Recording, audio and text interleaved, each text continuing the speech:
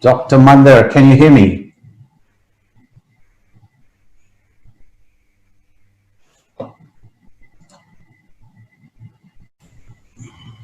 Can you hear me, Dr. Mandir? Perfect, loud and clear. Oh, excellent. I mean, first of all, I mentioned, I'm not sure whether you were available online when I mentioned, but it is my duty to mention again, Dr. Mandir, you have been greatly instrumental in putting this show together, and I must thank you from me, Helen, and the rest of my team for helping us, providing us the guidance needed at places where we were a bit stumbling, and it takes a great man like you to be helping us, and I thank you so much for that. Thank you very much for your generous words, Mr. Sridhar, and the Helen also to be. Secondly, I need to start off again with an apology. We ran a bit late. I know it was going to be delayed by 10 minutes for you. It's taken a bit more than 10 minutes. My apologies to you. My apologies to the audience and attendees. We just got carried away with Dr. Rao and Dr. Manish, but Dr. Manish had to leave, and he had told us in advance.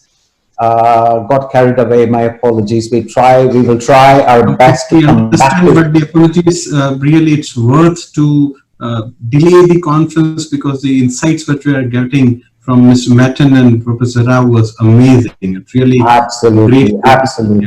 To me personally, as a person, as a lay person, it was truly eye-opening in very many ways. I know Dr. Rao has been talking about self-destruction for a long time, self-liquidation for a long time, but he really pinned it right now. Perfect. If I may request, I'm trying to share the screen from mine, but it is saying that host a disabled participant screen sharing. So if I may be, because I'm having a PPT to run. Absolutely, not at all. You can just allow me to share the screen so that of course. I'm a bit technically challenged. I mean, I need to ask a colleague, my team over here, to take care of it. That won't take much time. Just give me 1 second. Yeah, please carry on. Even I have shared the PPT to your team also, if we can do the from their side, but it's always good to run it from my side.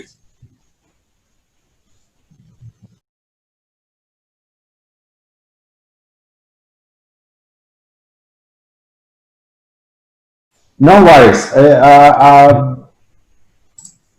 Just give me a second. Let me try and see. Okay, they made me the host, I guess. Okay, now it's fine. I think I'm in a position to share the screen. Absolutely. Can you see the screen up right there? Yes, of course. Pretty much, yes. If you can just, yeah, and you can put it up. Excellent, excellent. It looks perfect.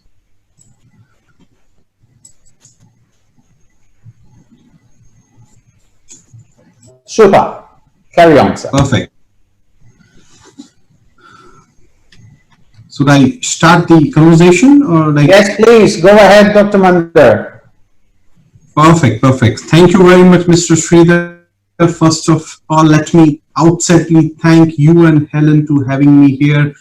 And it's a big thing for Impact Global to do this kind of a virtual HR summit, first of its kind in India. And I'm truly grateful to you and your team, and it's been really a pleasure to be part of it, Mr. Sridhar. It is our honor, Dr. Mandir. Yeah, so if I may, when I was talking about and when I've been requested to talk about on the summit, so I thought, like, what should be the better time to talk about where the HR is passing through a really tough time. And when I was hearing the deliberations from Dr. Manish, John Matten, and our own Dr. T.V. Rao, so when John was talking about the diverse and the traits of the leaders which is prevailing in the world, so I was thinking into my mind that what is the difference between a leader and a great leader. So if I may sum up, and what I perceive the difference between a leader and a great leader is to leader takes people where they want to go, but a great leader takes people where they don't necessarily want to go, but ought to be.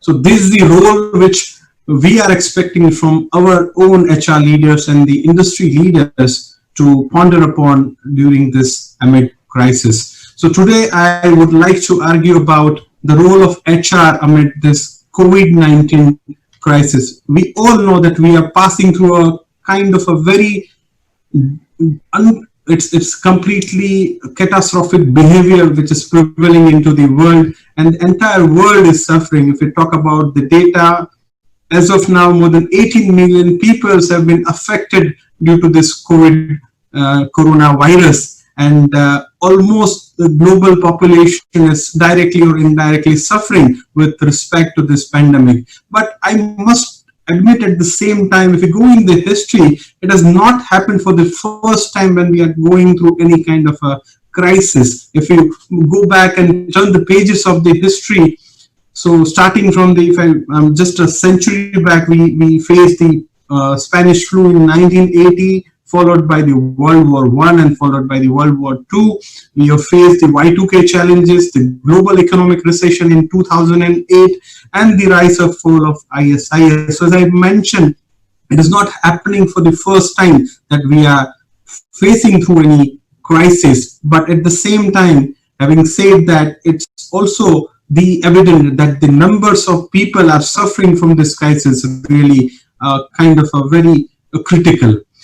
So if I talk about the pandemic and if I talk about the learnings what we have achieved from this pandemic, is like the foremost thing for me on a personal note is the sense of homogeneity. When we are talking about the sense of homogeneity, it means especially in the context of India, when we are in the unlocking phase and we have had the lockdown for almost 3 months. So now we are in unlocked stage where the people during the lockdown has lived, starting from the wealthiest men in India to the common men like us, have lived with the same sense of living beings and the living essentials. So if I go back into my life, so what were we living before this pandemic? Is like we were enjoying the sheer luxury. So it has made us thought that how to live with a kind of a minimum essential and do our living with still the better prospect. When we are talking about the HR, the role of HR in the current crisis during the organization, we all know each and every organization globally is passing through a very kind of a tough time where the organization are facing the liquidity crunch, they are suffering with the operation cost, and they are also suffering how to intact their human resources and to get best out of them. So these are the common concerns of the organization which is prevailing out of the world. When I would like to argue about, when we are talking about any crisis, when we are talking about any divergent thing which is happening in the world, especially in the context of the current crisis, each catastrophe comes with a two divergent aspects. You can see on the screen that there are two divergent and a quite contradictory aspects which are prevailing in the world. One aspect, when we are talking about any crisis, it comes from a menace. When we are talking about the danger, we are talking about the danger and the consequences. We are talking about the fear which is right prevailing there at the ground level. But at the same time, by having all those challenges in place on the ground level, we should also be looking at the prospect part, the opportunity part. Someone has very rightly said that we should never waste a good crisis, and this is the situation in which we are as of now. The more big the crisis is, the better the opportunity are lying for the humankind, and that is the topic which I would like to ponder upon today. How we may leverage the presence of a crisis and embrace the opportunity. As I mentioned earlier, most of the organizations are suffering from the business to run their business operations, and how they can leverage the optimal performance from the human resources, whether they are working in a manufacturing sector or they are working in a service sector. For both of them, it's really hard for them to get their human resources to the optimal level and get the best out of them.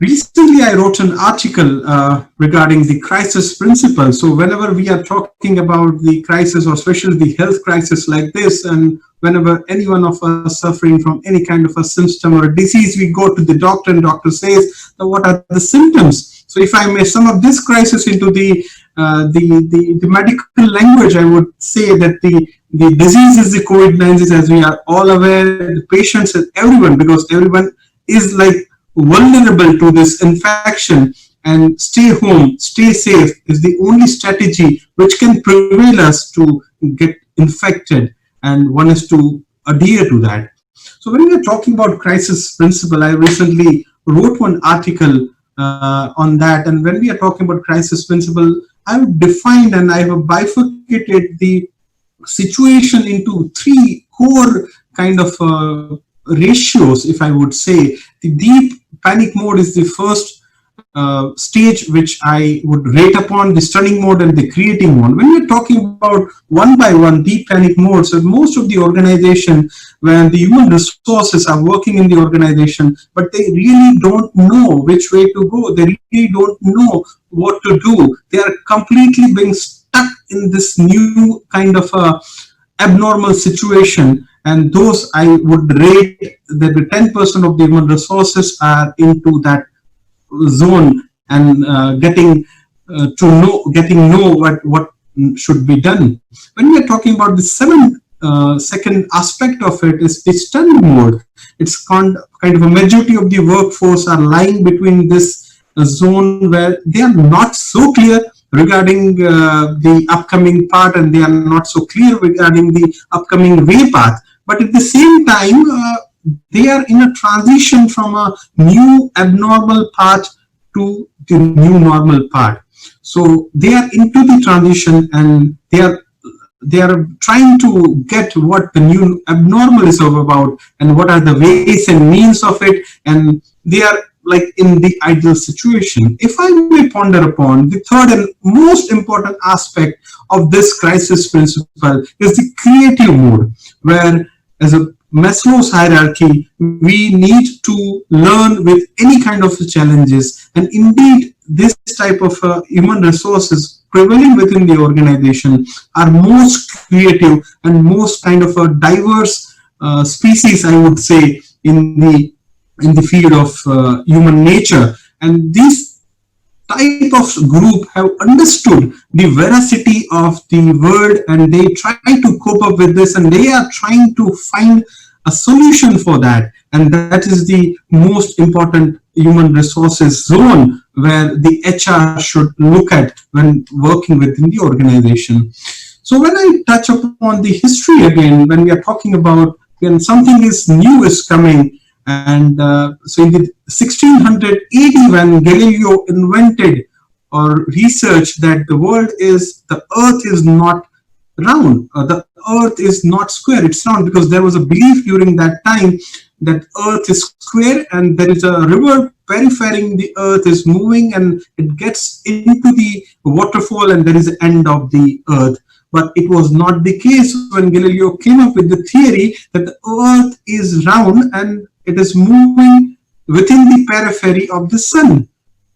That is a different fact that he has been hanged death due to this theory by inventing this theory. But when we believe, then there is an end of anything, there is a beginning of a new thing, and we must comprehend this type of thing, that when anything is new is happening, and what should be the new ways to do it. When I talked about the crisis principle and talk about the creative mode, where the majority of the minority of the human resources are lying.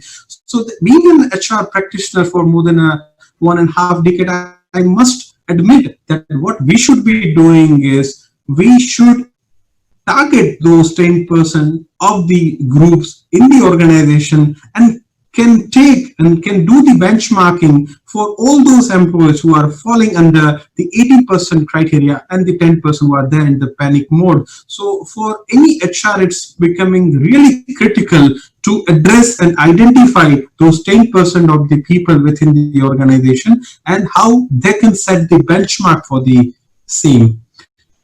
I would like to talk about if being an HR practitioner, if there is a dilemma prevailing in any of the HR practitioner among us, that being a like learned designated HR and being kind of a studied so hard and doing the n number of things for the organization, if you alone in silos will be able to do and do the transformation within the organization, that I don't think that theory can help, because no HR professional can work alone without the concern from their CXOs, their CEOs, and the top management. Because until and unless there is a kind of a unwritten ground rules that one has to take into the confidence to the entire top gamut of their organization, and then one would be in a better position to transform the organization, especially during this amid crisis. So being an HR practitioner, I would suggest, or rather I would argue, that there are two main grillings which the HR practitioner should be ponder upon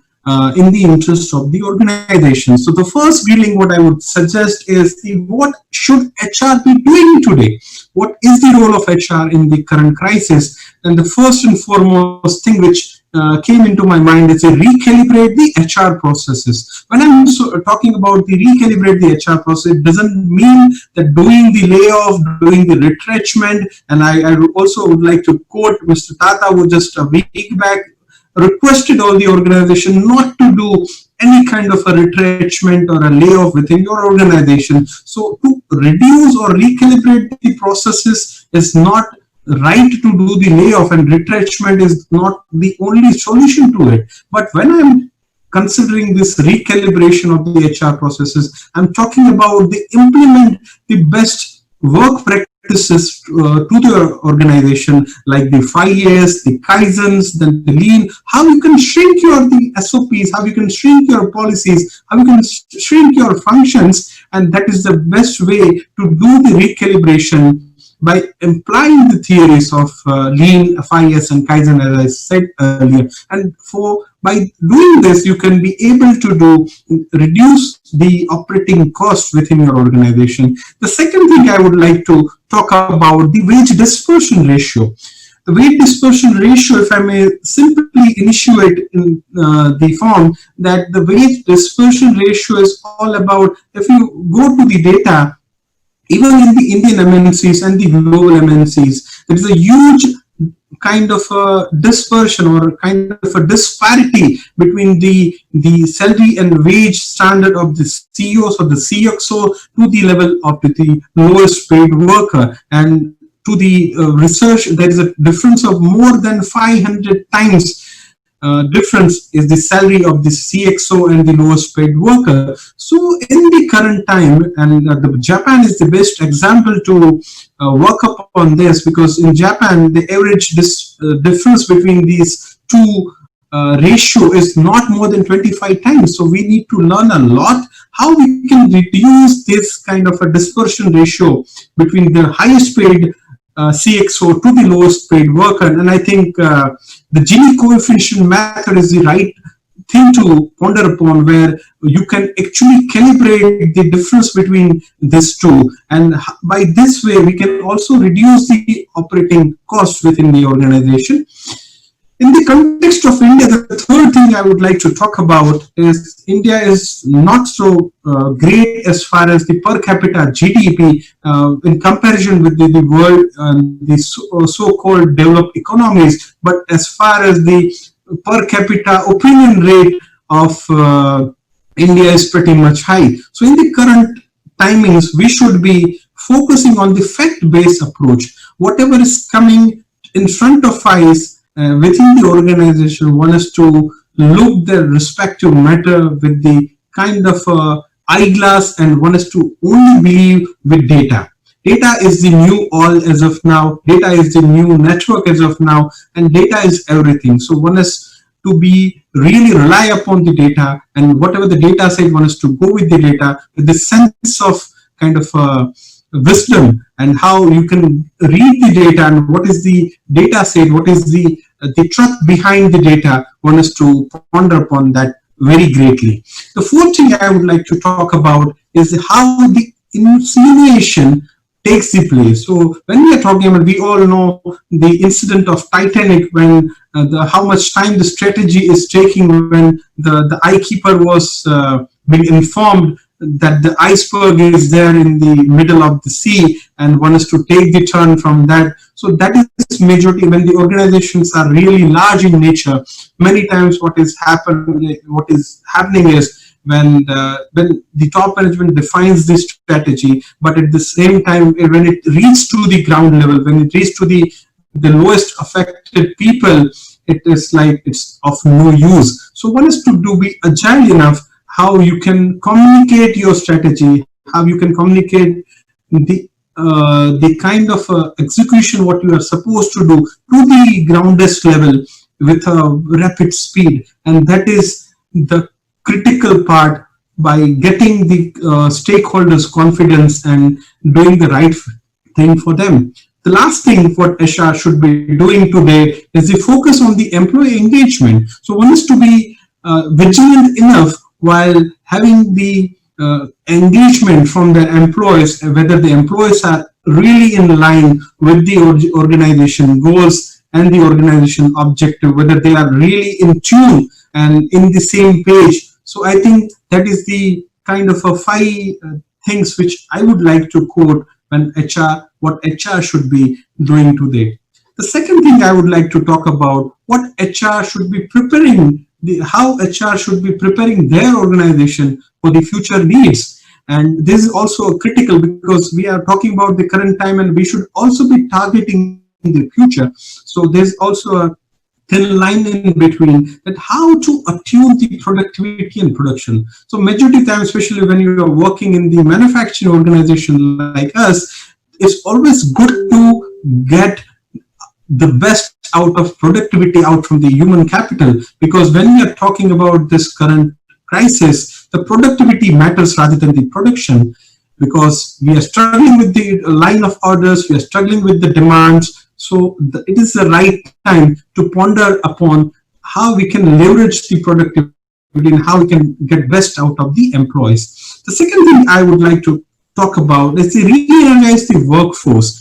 The law of the vital few is also applicable in the current timing, when 20% of your human resources are claiming the 80% of the productivity of the organization. So this is the right time to identify those star performance within the organization and how you can retain those star performance during that bad time, because it's really a critical thing for them to retain, because each of the organization is facing the same thing. And how, the third thing I would like to talk about, one can affirm the culture of care, because the first thing when we are coming to the workplace, it's like doing the sanitization of the entire place where the one is working. So health and safety, the well-being part is far more important. That has never been important.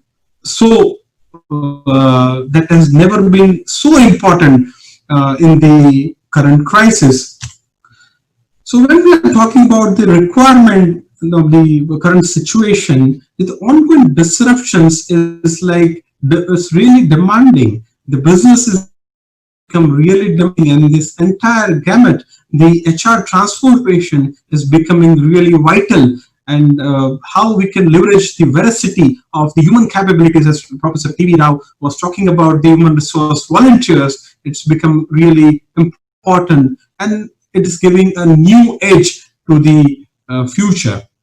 So in the end, I won't take much time. I just would like to give some recommendation that it is not important that what should be doing, how we should be doing. And even Mr. Matlin was talking about that whatever we are doing, one should be agile enough and vigilant enough that how one should be doing the things and why we are doing is. So in the current crisis, it's really important that if you really want to achieve an extraordinary thing, it is really important that you pursue the extraordinary. It's because we are living in extraordinary times, and it is no matter that what you do that sets you apart from others, but how you do what you do makes a difference. And how one can put the HR transformation right and how we can move that transformation and leads to a glittering opportunity. And there is a great dilemma within the organization, because when any organization is competing with their fellow organization in the same sector, they always do the map assessment, kind of a benchmarking what others are doing. So rather than focusing on what others are doing, it is really important right now to find some new ways and means of the doing the same thing, because it's completely unknown to us, and we all are sailing into a very kind of uncharted territories and doing the things which we have not done so far. And the last thing what I would like to talk about is how we can do and use and leverage the kind of existence of the new tools, but because it's pretty much proven that we can't solve the pediatric problems with the geriatric solutions. And this is the time where one is required to do their own job, because most of the time what is happening is the people are doing the job 2 to 3 levels down what others are doing. So if you can't do the job above your one level, but at least you are expected to do your job, and one has to be kind of pretty much optimistic to do that, and with minimizing the operational part. Because if you are getting into the micro level things, if you are getting into the minimization and doing the micro level thing, then you are not justifying your role as a HR leader. And that's the reason why we are talking about HR as a strategic business partner. And that's how we leverage the presence of HR, because I really believe, and it's my sheer belief, that to create value, HR has to see the entire organization through their CEO's eyes. So one has not be restricted their portfolio to the HR operations, but one has to look really wide and clear at what their CXOs are doing, how they are pursuing their organization, and that's how we are changing the behavior of the leadership and adopting the new and good things. So in the end, I just want to tell you about that we are living in a time where HR should not be there on the board's agenda. It's quite contradictory, but the second line what I would have talked about, it is the only agenda to the times when HR leads change for all the organizations. And that's how HR is being expected to work as a true leader in this current crisis. Thank you very much for having me here once again. And I'm requesting Mr. Sridhar if is having any kind of a question which I can answer to, and I would be happy to do that. Thank you very much, sir. Great. Dr. Mandir, thank you so much for your presentation. I mean, a lot of your focus was on HR transforming its function and on trying to see what HR professionals can do in terms of navigating the current crisis, if I were to put it. I know it's an often repeated word, but what is it that CEOs can do to the HR professionals to be able to support or help? Because they are in a bit of a quandary at this point in time. I mean, the CEOs focus more on the business and the bottom line, even today, because companies have to survive, people have to survive. The HR professionals per se have too many hats to wear, too many roles to play. So what do you think is an advice that you would give as an HR human capital officer, chief human capital officer, to chief executive officer or a chief finance officer? Actually, it's other way around what you asked, Mr. Sridhar, because it's being generally seen that the CHROs are being advised from the CEOs and the top management what should be doing, but technically it has to be other way around. Yeah. Like the CHROs in a better position to talk about their actual concerns of the human resources while coming to the workplace, and they are in the best position. That might be the reason most of the CHROs becoming the CEOs nowadays, because they understand the actual pain of the human resources and how to get best out of the human resource and do the optimal person. But if I would say that if one or two advice I may give upon to the CXOs who are part of this summit. So first and foremost is the sense of kind of create the value. So until and unless HR is not creating the business case in their respective organization, it will be really difficult for them to be the actual strategic partner. And since it's been perceived so long that HR cannot be a strategic partner, or it's kind of an operational role where one should restrict it to, but it's my deep recommendations to the CXOs who are hearing that please allow your CHROs to give the enough space for them where they can also contribute in the interest of the organization. And ultimately, it's all about getting into the new world, Mr. Sridhar. Excellent. Thank you so very much. That's a great recommendation. Of course, we have in the fraternity tried to do this very many times, but I do hope there is a patient ear waiting on the CXO's part to be able to listen to what the people who manage people have to say. Thank you so much, Dr. Mandir, for your presentation and your insights and your actionable steps that we tend to try and focus on in this conference. And we've come into this field saying we would like to attempt at changing the way conferences are run. And this is our first attempt, and I hopefully with everybody's support, we should be able to make great strides in it. Thank you so much. Just before you go, I just have a small request, if you don't mind.